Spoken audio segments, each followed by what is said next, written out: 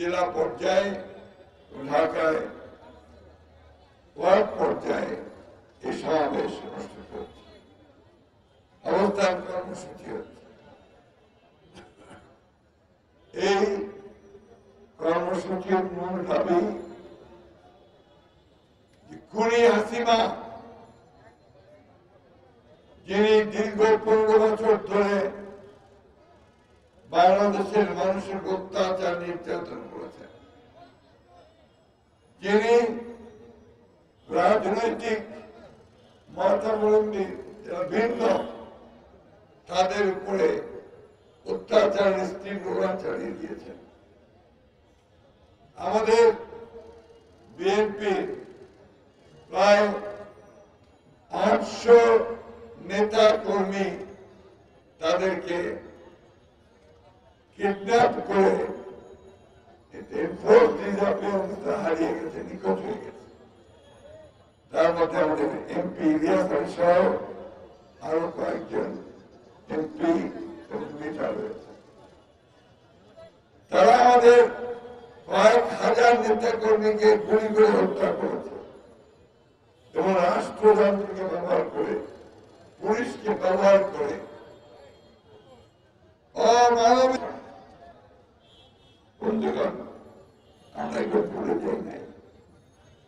BNP গত 15 বছর 16 বছরে যে মূল্য দিয়েছে গণতন্ত্রকে পুনরুদ্ধার করার জন্য, এটা আমাদের বহু মায়ের বুক খালি হয়েছে, বহু স্বামী হারিয়ে গেছে, তার স্ত্রীর কাছ থেকে সন্তান পিতাকে হারিয়েছে।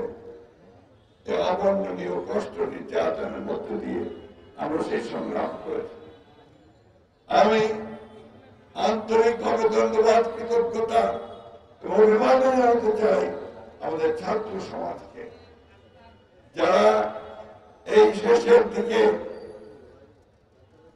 এই জুলাই বিপ্লব, তাই না, জুলাই আপরাইজিং মাত্র 1.5 মাসের মধ্যে সমস্ত ছাত্র জনতাকে একখানে করে একটা অভূতপূর্ব বিপ্লব সূচনা করেছে। সেই বিপ্লবে আমাদের নেতা কর্মীরাও সবাই কারাগারে গেছেন। 11,000-এর বেশি নেতা কর্মী কারাগারে গেছে, আমাদের স্থায়ী কমিটির সদস্যরা সহ। বন্ধুগণ, ছাত্র জনতার বিপ্লবে প্রায় 1000 খানেক ছাত্র জনতাকে প্রকাশ্যে গুলি করে মারা হয়েছে।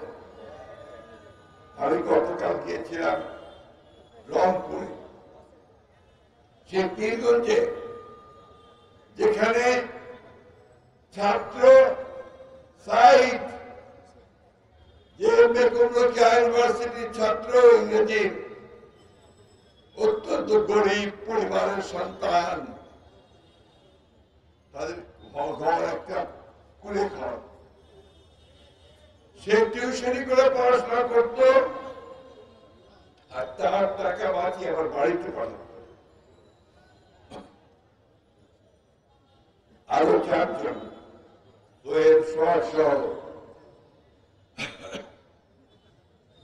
আমি ঠাকুরগাঁয় গিয়েছিলাম আমার বাড়িতে, আমার কনস্টিটিউয়েন্সিতে 6 জনকে গুলি করে হত্যা করা হয়েছে, তারাও সবাই ছাত্র।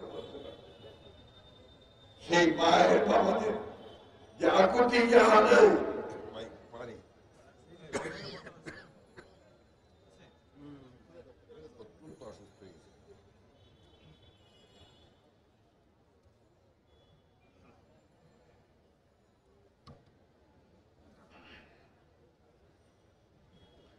বলার আর নাই। তো এইভাবে প্রায় সারা দেশে তারা হত্যা করেছে, নির্যাতন করেছে, গুলি করেছে এবং বুক ফুলিয়ে চিটিয়ে কয়েকজন পুলিশের কর্মকর্তাকে আমরা বলতে শুনেছি, আইন কখনো ভাঙতে দেব না। একজন পরিচিত লোক যে আবার একটা হোটেল করেছিল তার কার্যালয়, তাই না? কে করেছিল? ছাত্রদের অভ্যুত্থানকে রুখে দেওয়ার জন্য ঢাকা বিশ্ববিদ্যালয়ে গিয়ে বলল আমি দেখে নেব। সেই দিনই ঢাকা বিশ্ববিদ্যালয়ে হলগুলোতে রেড করে আরো কতজনকে হত্যা করেছে তার কোনো ইয়ত্তা নাই। বন্ধুগণ, ইতিহাস বড় নির্মম, আল্লাহ তাআলার বিচার বড় নির্মম। আল্লাহ তাআলা আমাদের চোখের সামনে, তাদের চোখের সামনে দেখিয়ে দিল যে ক্ষমতা চিরস্থায়ী নয়, ক্ষমতা ক্ষণস্থায়ী। কুলিল্লাহুম্মা মালিকাল মুলকি তুতিল মুলকা মান তাশা তানজিউল মুলকা মিম্মান তাশা যাল্লু মান তাশা বিয়াদিকাল খায়র। মনে আছে আপনাদের? আমি আমিরকে ফকির করতে পারি, ফকিরকে আমির করতে পারি, জীবিতকে মৃত করতে পারি, মৃতকে জীবিত করতে পারি। আমাকে তোমরা অস্বীকার করো। এই অস্বীকার করেছিল হাসিনা, এই অস্বীকার করেছিল সীমা লঙ্ঘন করেছিল। অহংকার, কি অহংকার! আমার মনে আছে এখন আপনার 2014-তে যখন সমগ্র দেশ চাচ্ছিল যে নির্বাচনটাকে স্থগিত করে দিয়ে বিএনপির সঙ্গে আলাপ করে কেয়ারটেকার গভর্নমেন্টের নির্বাচন হোক, তখনও তিনি একই অবস্থা নিয়ে সবাইকে একেবারে অসম্মান করেছিলেন। তখন একটি ইংরেজি পত্রিকার দৈনিকের হেডলাইন ছিল অ্যারোগেন্স ভেঞ্জিয়েন্স, অর্থাৎ সেই অহংকার, অহংকার আর হচ্ছে প্রতিশোধ। শেষ মুহূর্তে পর্যন্ত তার মুখ দিয়ে সেই প্রতিশোধের জিঘাংসা স্পষ্ট। আল্লাহর কি হুকুম দেখেন, তাকে একেবারে পালিয়ে যেতে হলো আবার সেই জায়গায় যেখানে তার গোড়া পোতা আছে। বন্ধুগণ, আমি সেই জন্যই বলছি আওয়ামী লীগারদেরকে যে এখনো সময় আছে, আপনারা আর ঝামেলা করেন না। কারণ ঝামেলা করলে আপনারা টিকতে পারবেন না। আজকে তো চেষ্টা করেছিলেন যে আপনারা যাবেন 32 নম্বরে গিয়ে ফুল দেবেন, কারো কোনো আপত্তি ছিল না। কিন্তু ছাত্ররা তো হতে দেয়নি, আপনারা তো হতে দেননি। কেন? ওই মানুষটাকে আর কেউ দেখতে চায় না, ওই হাসিনার চেহারা তারা আর দেখতে চায় না। চায়? বন্ধুগণ, এই এক হাসিনা সারা বাংলাদেশের যত আওয়ামী লীগের ছিল তারা একটা খুদে হাসিনাতে তৈরি হয়েছিল। সারা বাংলাদেশ অত্যাচার, নির্যাতন, নিপীড়ন চালিয়ে গেছে। আমি বক্তব্য বাড়াচ্ছি না। আপনারা আজকে যে সমাবেশ বসেন, এই সমাবেশে আপনি হেডলাইন দেখেন যে লেখা আছে, কি লেখা আছে? এই যে গণহত্যা, হাসিনা যে খুনি, তাদের আমরা বিচার চাই। বিচার আল্লাহ তাআলা করছে, আরো করবে। এখন আমরা বিচার কার কাছে চাই? আমরা চাই এই সরকার, যারা হচ্ছে ইন্টারিম সরকার, অন্তর্বর্তীকালীন সরকার, যাদের উপরে জনগণ আস্থা দিয়েছে, একটু স্বস্তি ফিরিয়ে নিয়ে এসে তারা নির্বাচন দেবে, একটা সুস্থ অবাধ নির্বাচন দেবে। সেই নির্বাচনের মধ্য দিয়ে জনগণ তাদের ভোট দিয়ে তারা একটা সরকার গঠন করবে। বন্ধুগণ, আমরা সেটাই চাই। আমরা চাই যে নির্বাচনের মধ্য দিয়ে সরকার পরিবর্তন হোক। আমরা যৌক্তিক সময় দিতে চাই। একটা কথা আমি পরিষ্কার করে বলতে চাই, গণতন্ত্র এবং সেটার কোনো বিকল্প নাই, ওটার কোনো বিকল্প নাই। এবং সেই গণতন্ত্রের জন্য আমরা লড়াই করছি। বন্ধুগণ, আমরা লড়াই করেছি দেশের যে বেগম খালেদা জিয়ার নেতৃত্বে, তারেক রহমানের নেতৃত্বে। নতুন নতুন কৌশল আবিষ্কার করে। এই ভাই দাঁড়াও শেষ করে নিত। এখন নতুন একটা ধোঁয়া তুলেছে সেই ষড়যন্ত্রকারীরা, কি যে মাইনরিটির উপর অত্যাচার হচ্ছে। আমাদের ম্যাডাম খুব সুন্দর করে বলেছেন যে বাংলাদেশে কোনো মাইনরিটি নাই, বাংলাদেশের সবাই বাংলাদেশী নাগরিক। যে হিন্দু, মুসলমান, বৌদ্ধ, খ্রিস্টান আমরা সবাই মিলে একসাথে 1971 সালে স্বাধীনতা যুদ্ধ করেছি, দেশ স্বাধীন করেছি। এবং সেই সূত্রে যারা আজকে হিন্দু সম্প্রদায় বলে আমরা তাদেরকে আলাদা করে দিতে চাই, আমরা তাদের সঙ্গে একমত নই। তারা সবাই নাগরিক, কিন্তু তাদেরকে খেপিয়ে তাদেরকে দিয়ে আবার ঢাল বানিয়ে আরেকটা কৌশল আবিষ্কার করে কিভাবে স্থিতিশীলতা তৈরি করা যাবে সেই চেষ্টা আওয়ামী লীগ করছে।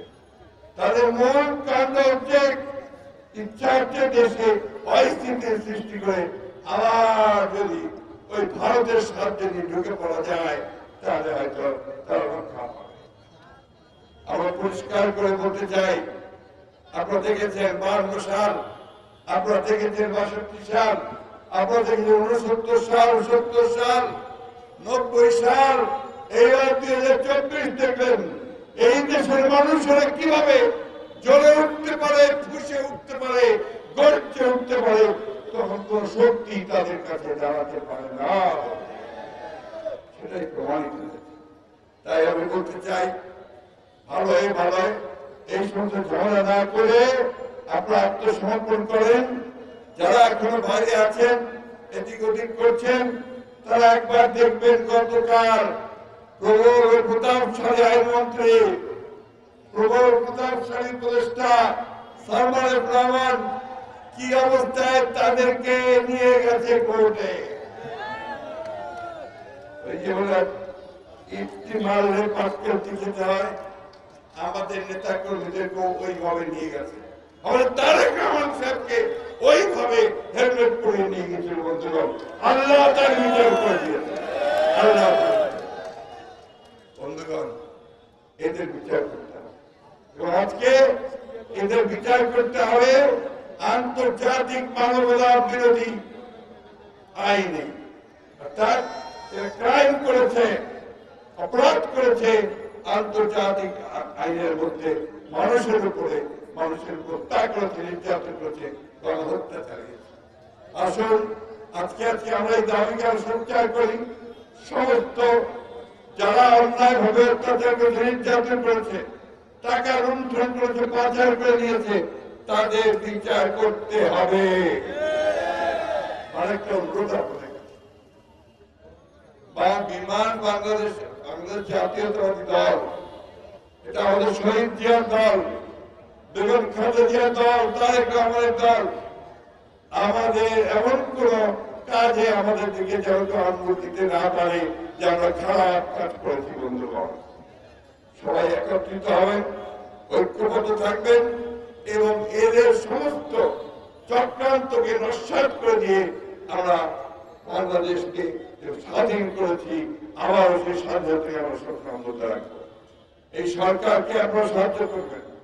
এটা আমাদের সরকারের, এটা হচ্ছে অভ্যুত্থানের সরকার, আন্দোলনের ফসল। আমরা তাদেরকে সেই সহযোগিতা দেব যতক্ষণ পর্যন্ত তারা গণতন্ত্রের পক্ষে থাকবে এবং গণতান্ত্রিক ভাবে আপনার ক্ষমতা হস্তান্তর করবে। আমি শেষ কথা বলে শেষ করতে চাই, দেশের যে বেগম খালেদা জিয়া মুক্ত হয়েছেন, কিন্তু আমাদের তারেক রহমান এখনো দেশে ফিরে আসতে পারেনি। তাকে দেশে ফিরিয়ে আনতে হবে। আমাদের ক্ষেত্রে নেতা কর্মীদের বিরুদ্ধে হাজার হাজার যে মামলা আছে, সেই মামলা প্রত্যাহার করতে হবে। কোন মামলা থাকবে না, এই সবাইদের জন্য বন্ধ করে। শেষ কথা বলে শেষ করি, আসুন আমরা সবাই যেভাবে ঐক্যবদ্ধ সংগ্রাম করে হাসিনাকে তাড়িয়েছি, আজকে ঐক্যবদ্ধ সংগ্রাম করে আমরা এই দেশে সত্যিকার অর্থে একটা গণতান্ত্রিক রাষ্ট্র ব্যবস্থা প্রবর্তন করব। সমস্ত মানুষের কল্যাণের জন্য আমরা কাজ করব এবং সংস্কারের অন্যায় অত্যাচার করার সুযোগ সুবিধা রয়েছে তা আমরা নিঃশ্বাস করে দেব। আমি আবারও ধন্যবাদ জানাতে চাই এই সরকারকে। তারা ইতিমধ্যে অনেকগুলো পদক্ষেপ নিয়েছেন, আরো দ্রুততার সঙ্গে পদক্ষেপ নিতে হবে। যে সমস্ত চক্রান্তকারীরা এখনো সরকারের মধ্যে বসে আছে তাদেরকে অবিলম্বে সরকার থেকে বের করে দিতে হবে, সরকারের দায়িত্ব থেকে বের করে দিতে হবে।